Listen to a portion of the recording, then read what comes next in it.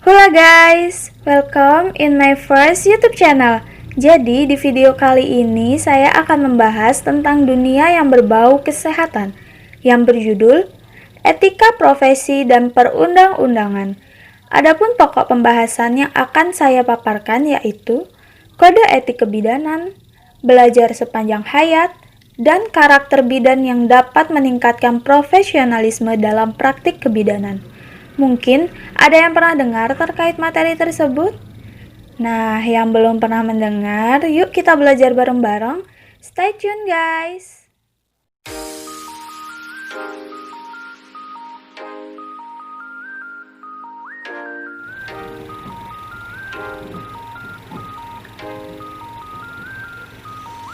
Etika profesi dan perundang-undangan.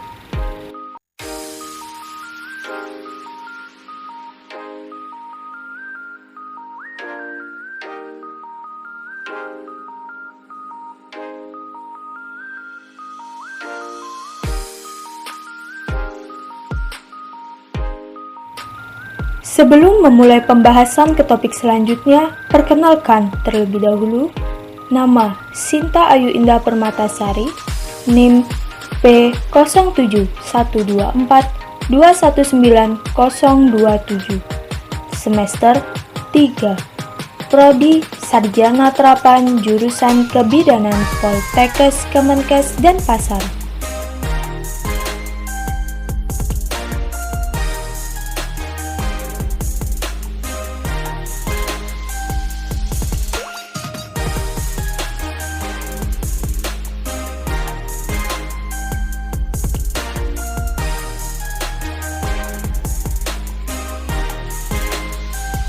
Pokok pembahasan kode etik profesi kebidanan yang pertama, definisi bidan.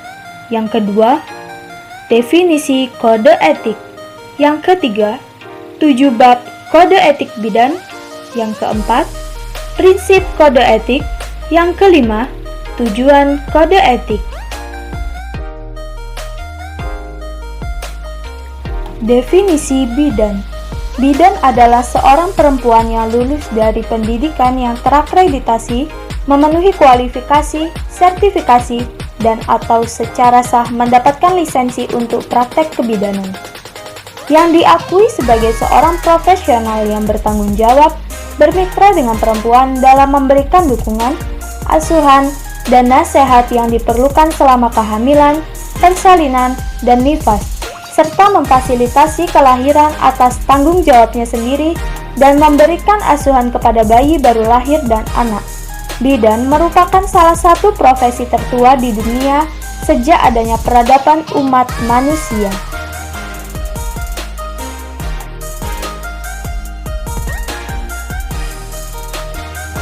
Pengertian kode etik bidan. Kode etik adalah sistem norma, nilai, dan aturan profesional tertulis yang secara tegas menyatakan apa yang benar dan baik dan apa yang tidak benar dan tidak baik bagi profesional.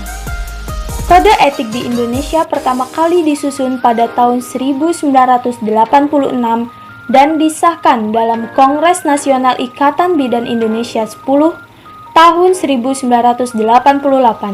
Sedang petunjuk pelaksanaannya disahkan dalam Rapat Kerja Nasional atau Rekernas IBI tahun 1991. Kemudian disempurnakan dan disahkan pada Kongres Nasional IBI ke-12 tahun 1998. Sebagai pedoman dalam berperilaku, Kode Etik Bidan Indonesia mengandung beberapa kekuatan yang semuanya tertuang dalam mukadimah dan tujuan dan bab.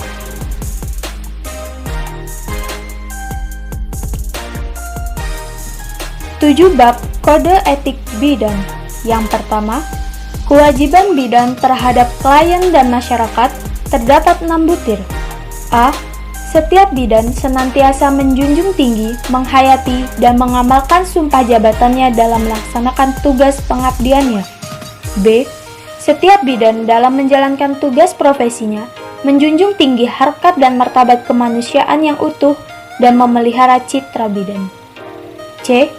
Setiap bidan dalam menjalankan tugasnya senantiasa berpedoman pada peran, tugas, dan tanggung jawab sesuai dengan kebutuhan klien, keluarga, dan masyarakat. D. Setiap bidan dalam menjalankan tugasnya senantiasa mendahulukan kepentingan klien, menghormati hak klien, dan menghormati nilai-nilai yang berlaku di masyarakat. E. Setiap bidan dalam menjalankan tugasnya senantiasa mendahulukan kepentingan klien, keluarga, dan masyarakat dengan identitas yang sama sesuai dengan kebutuhan berdasarkan kemampuan yang dimilikinya. F. Setiap bidan senantiasa menciptakan suasana yang serasi dalam hubungan pelaksanaan tugasnya dengan mendorong partisipasi masyarakat untuk meningkatkan derajat kesehatannya secara optimal.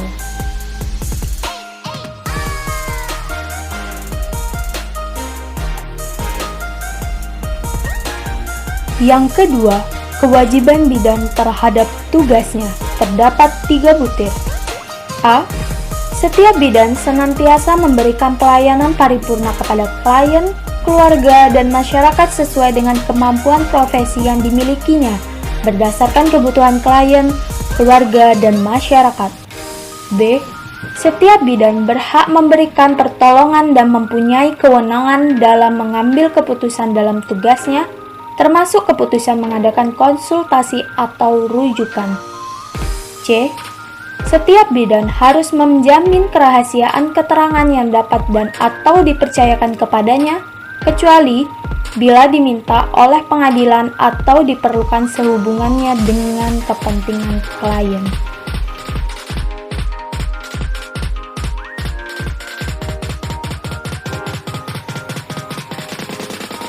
Yang ketiga, kewajiban bidan terhadap sejawat dan tenaga kesehatan terdapat 2 butir. A. Setiap bidan harus menjalin hubungan dengan teman sejawatnya untuk menciptakan suasana kerja yang sesuai. B. Setiap bidan dalam melaksanakan tugasnya harus saling menghormati baik terhadap sejawatnya maupun tenaga kesehatan lainnya. Yang keempat, kewajiban bidan terhadap profesinya terdapat 3 butir. A. Setiap bidan harus menjaga nama baik dan menjunjung tinggi citra profesinya dengan menampilkan kepribadian yang tinggi dan memberikan pelayanan yang bermutu kepada masyarakat. B. Setiap bidan harus senantiasa mengembangkan diri dan meningkatkan kemampuan profesinya sesuai dengan perkembangan ilmu pengetahuan dan teknologi. C. Setiap bidan senantiasa berperan serta dalam kegiatan penelitian dan kegiatan sejenisnya yang dapat meningkatkan mutu dan citra profesinya.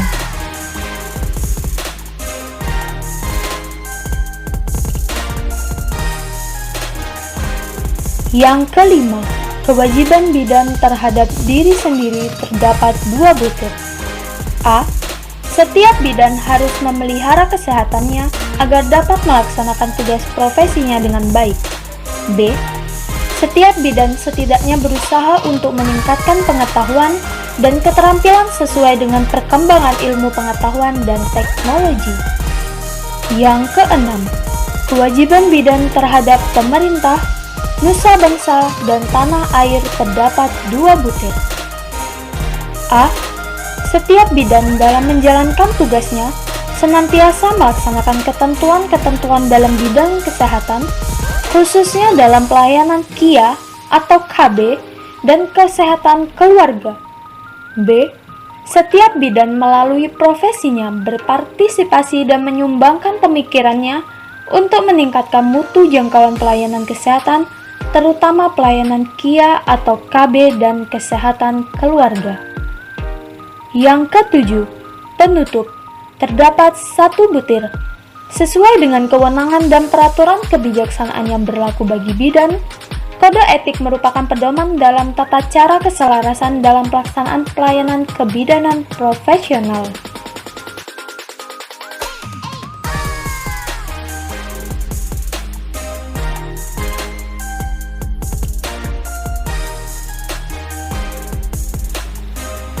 Prinsip kode etik. Yang pertama, menghargai otonomi. Yang kedua, melakukan tindakan yang benar.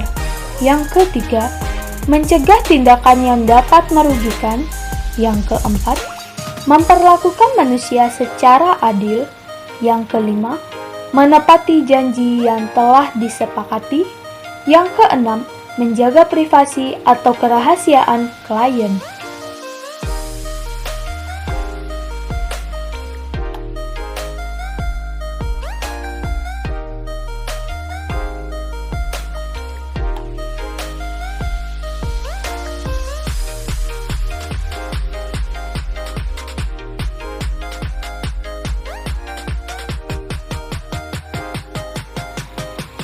Tujuan kode etik. Yang pertama, menjunjung tinggi martabat dan citra profesi. Yang kedua, menjaga dan memelihara kesejahteraan para anggota. Yang ketiga, meningkatkan pengabdian para anggota profesi. Yang keempat, meningkatkan mutu profesi.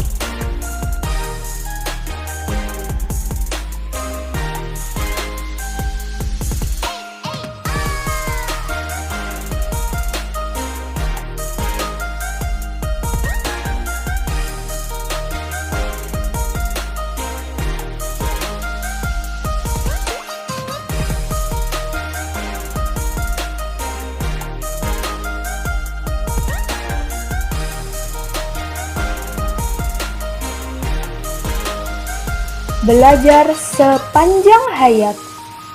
Pokok pembahasan. Yang pertama, definisi. Yang kedua, faktor-faktor. Yang ketiga, tujuan-tujuan. Yang keempat, manfaat-manfaat. Yang kelima, landasan-landasan. Yang keenam, fase perkembangan. Dan yang ketujuh, tugas perkembangan.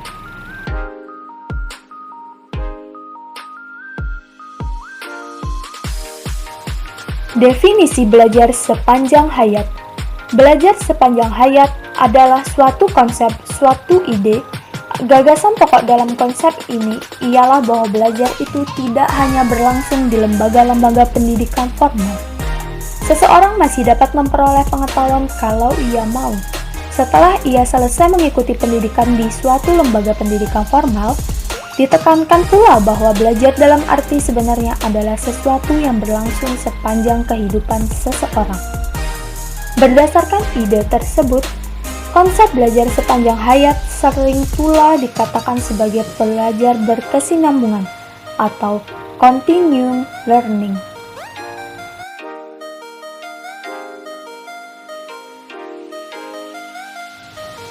Faktor-faktor belajar sepanjang hayat. Yang pertama, adanya sifat ingin tahu untuk menyelidiki dunia yang lebih luas. Yang kedua, adanya sifat kreatif yang ada pada manusia dan keinginan untuk selalu maju. Yang ketiga, adanya keinginan untuk memperbaiki kegagalan yang lalu dengan usaha yang baru.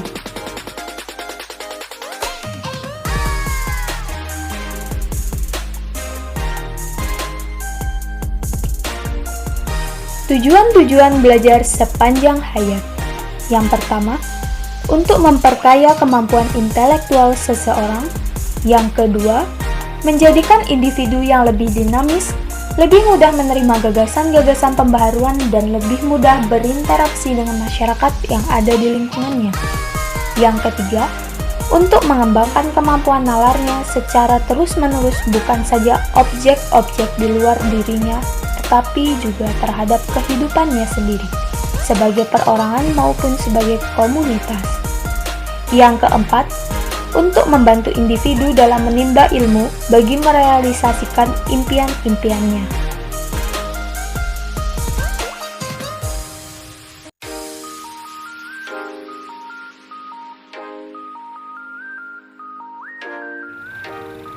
Manfaat-manfaat belajar sepanjang hayat. Yang pertama, menjadikan seseorang tidak ketinggalan zaman. Yang kedua, menjadikan individu yang tidak akan terasing oleh generasi di bawahnya. Yang ketiga, dapat terus memperbaharui pengetahuannya, terutama bagi mereka yang sudah tidak mengenyam di bangku sekolah lagi, dalam arti telah lulus dari sekolah formal. Yang keempat, menjadikan individu yang berwawasan luas serta mampu beradaptasi dengan perubahan yang akan datang, sehingga dapat tetap memberikan sumbangan ilmu pengetahuan bagi kehidupan di lingkungannya.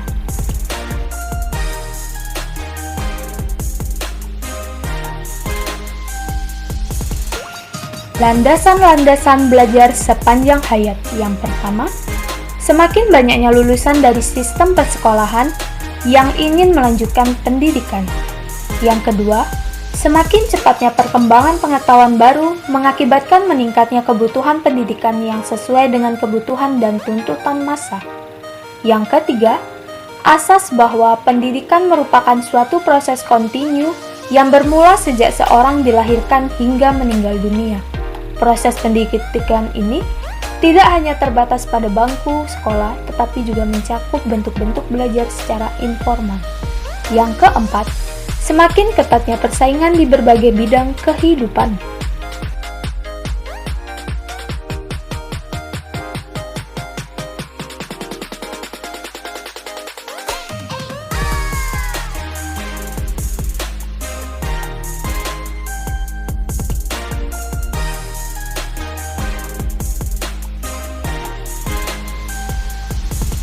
Fase perkembangan.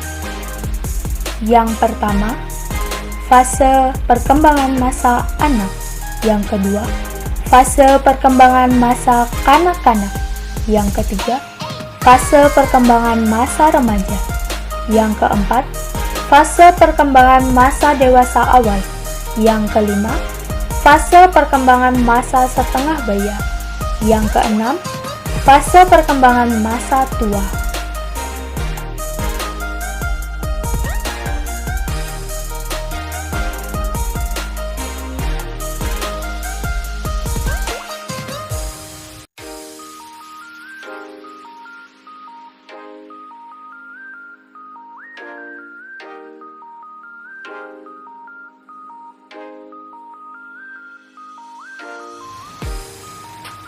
Tugas perkembangan pada masa dewasa awal. Memilih pasangan hidup, bertanggung jawab sebagai warga negara, dan berupaya mendapatkan kelompok sosial yang tepat serta menarik. Pada masa setengah baya, bertanggung jawab sosial dan menjadi warga negara yang baik, mengisi waktu senggang dengan kegiatan-kegiatan tertentu, menyesuaikan diri dengan perubahan fisik dan pertambahan umur. Pada masa orang tua, menyesuaikan diri dengan menurunnya kekuatan fisik, kesehatan, dan pendapatan, memenuhi kewajiban sosial sebagai seorang warga negara yang baik dan membangun kehidupan fisik yang memuaskan.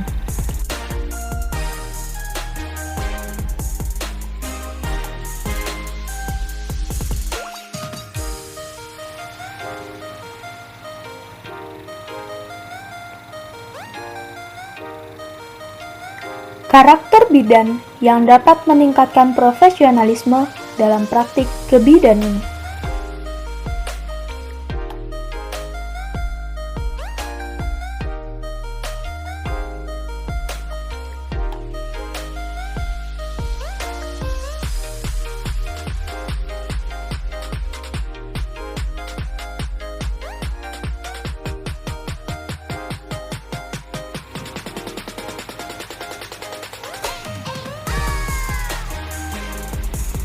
Adapun pokok pembahasan yang pertama, definisi profesionalisme, yang kedua, karakteristik dan ciri profesionalisme, yang ketiga, karakter dan sikap, yang keempat, menerapkan budaya hospitality, yang kelima, aspek profesionalisme.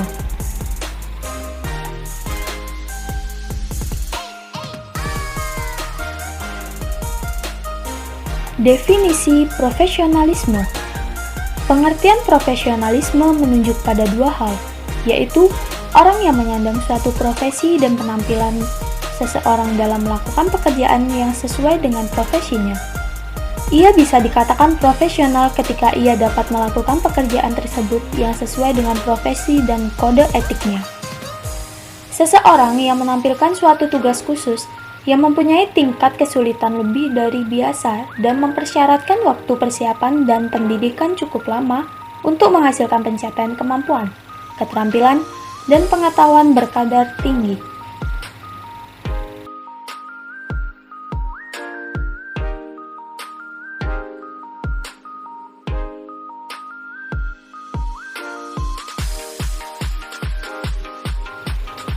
Karakteristik dan ciri profesionalisme.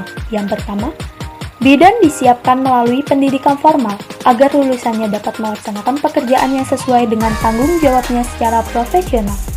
Yang kedua, bidan memiliki alat yang dijadikan panduan dalam menjalankan profesinya, yaitu kode etik, standar pelayanan kebidanan, dan etika kebidanan. Yang ketiga, bidan memiliki kelompok pengetahuan yang jelas dalam menjalankan profesinya. Yang keempat, bidan memiliki kewenangan dalam menjalankan tugasnya. Yang kelima, bidan memberikan pelayanan yang aman dan memuaskan sesuai dengan kebutuhan masyarakat. Yang keenam, bidan memiliki organisasi profesi. Yang ketujuh, bidan memiliki karakteristik yang khusus dan dikenal serta dibutuhkan masyarakat. Yang kedelapan, profesi bidan dijadikan sebagai suatu pekerjaan dan sumber utama penghidupan.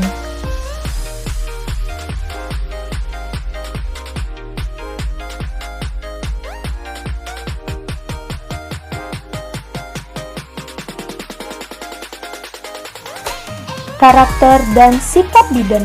Yang pertama, penampilan. Yang kedua, keramahan. Yang ketiga, disiplin. Yang keempat, kerja keras. Yang kelima, mandiri. Yang keenam, rasa ingin tahu. Yang ketujuh, bersahabat dan komunikatif.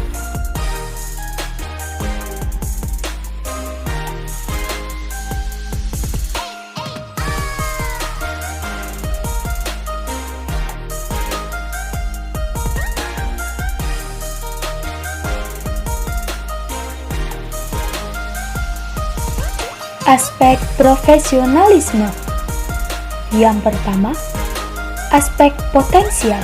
Yang kedua, aspek profesionalisme atau vokasional. Yang ketiga, aspek fungsional. Yang keempat, aspek operasional.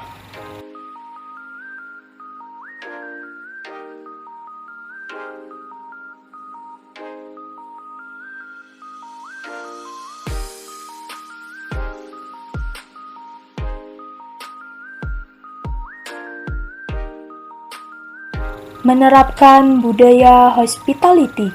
Hospitality memiliki arti keramah tamahan, kesopanan, keakraban, dan juga rasa saling menghormati. Jika dikaitkan dengan karakter bidan sebagai pelayan kesehatan, budaya hospitality sangatlah perlu diterapkan dan ditingkatkan agar dalam memberi pelayanan kesehatan pasien atau klien rasa aman. Budaya hospitality terdiri atas 5 SPT, yaitu senyum, salam, sapa, sopan, santun, peduli, dan tanggung jawab.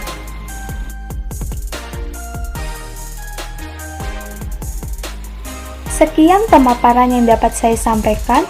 Mohon maaf jika ada kata yang kurang berkenan. Semoga dapat bermanfaat untuk kita semua. Thanks for watching guys. See you next time. Bye-bye.